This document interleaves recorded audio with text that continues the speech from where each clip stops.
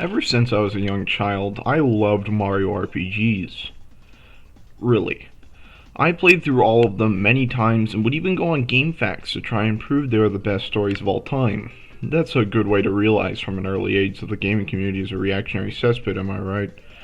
Anyway, my favorite of them all was Super Paper Mario. Call it not an RPG all you want, it has all the hallmarks for me like EXP, so I will be defining it as one in this video.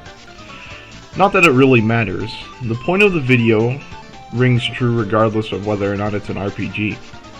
Super Paper Mario has a beloved and wonderful story and a rich cast of recurring villains that are some of my favorites in any game. I almost did an entire video on Dimentio alone just because I thought he was cool. I just couldn't exactly find what to say about him to prove he was cool. It has an amazing back half, but there's something that needs to be said about Super Paper Mario. Its pacing is kinda awful. Allow me to explain. Anyone who has played Super Paper Mario will tell you that it's not really a game that you play for the gameplay. Like, I'm sorry if you're watching and you're a big fan of the gameplay loop of Super Paper Mario, but it's just not very fun to me. Luckily it's fairly mindless and easy, so I can look past it for the story, and also I grew up with it, so I am more tolerant of it, but still, it's a major flaw. However, I can easily see why newcomers to the series do not like this particular game at first. The story doesn't really pick up an intrigue until Chapter 6. The first few chapters are just episodic mini-narratives like the first two Paper Mario games, which is not a bad thing at all. However, this game relies a lot more on the overarching story to keep the player invested, and the mini-narratives are a lot less interesting as a result. Let's look at an example. The first chapter has no memorable characters from the entire run. There is not a single person in the old village who you'll look back on fondly. I've talked about this issue a bit in my other Paper Mario video, but Super Paper Mario's mini-arcs aren't very memorable for the most part. Like, name a character from Chapter 2 besides Mimi or Merlee. Exactly. There is a single exception to this, but I'll get to talking about that later on. Chapter 6 is where the plot revelations start. You know, Count Bleck and Tippy interacting, the entire fucking Sammer Kingdom just getting destroyed. That fun stuff. While it's amazing, I think it's definitely too late in the game. There is some plot stuff in between chapters, but it feels very disconnected. They show you great character interactions between the villains, which are always appreciated, but not much else. It's hard to be invested in them when they don't connect to our core group of heroes. I think the solution to this would be to spend more time fleshing out the early arcs a little bit more. After all, they're great in concept, exploring these ancient ruins in the desert, going to space and traveling through these unknown and alien locations, a mysterious mansion where you're a slave. They just lack character, in both a literal and metaphorical sense, of course. I think that the fillery portions of Super Paper Mario could work very well, especially because when things do finally get serious, it could create a very jarring and incredible sense of tonal whiplash that would stick with the player. They just aren't fun to play through at all.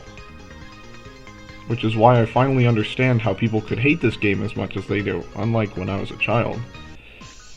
Now, there is one exception of this that everybody cites. Chapter 3.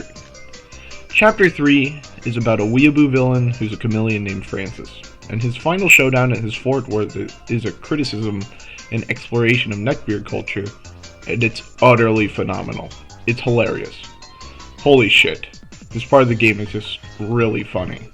Especially because neckbeard culture wasn't as mainstream to parody at the time, so this is really impressive. There's even a part where you have to partake in a dating sim segment. It's pretty good stuff. But most of the chapter is not like this. It's just a bunch of like blocky areas. Like you go through the plains and the tree and some water, and it just feels like standard Mario fare.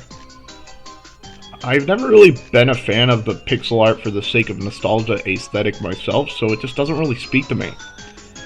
I mean, I think the finale is worth it because of the comedic value and the character of Francis just being such an interesting part of the Mario world, but I just don't think that the entire chapter on the whole I can really say is an effective mini-arc like the Glitz Pit.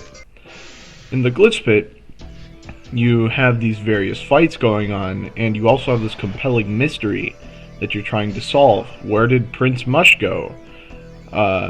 Who is Grubba? What is his deal? What's Rockhawk like? How will you fight him when the time comes? But here it's just go to Francis's castle and then beat up Francis.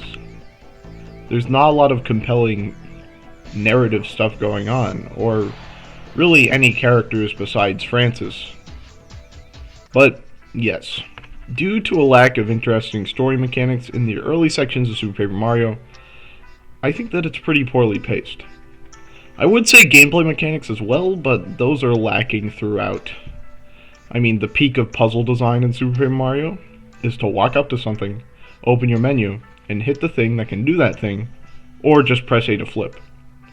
You can't really blame someone for putting it down before getting to the good stuff, and I'm sorry to all of my viewers who had to put it down before they got to the good stuff themselves. I do think that maybe someday you should revisit Super Paper Mario, but don't feel pressured to. It is one of my favorite games of all time, after all. This has been Arcasian Everlasting, signing off. Thank you for listening.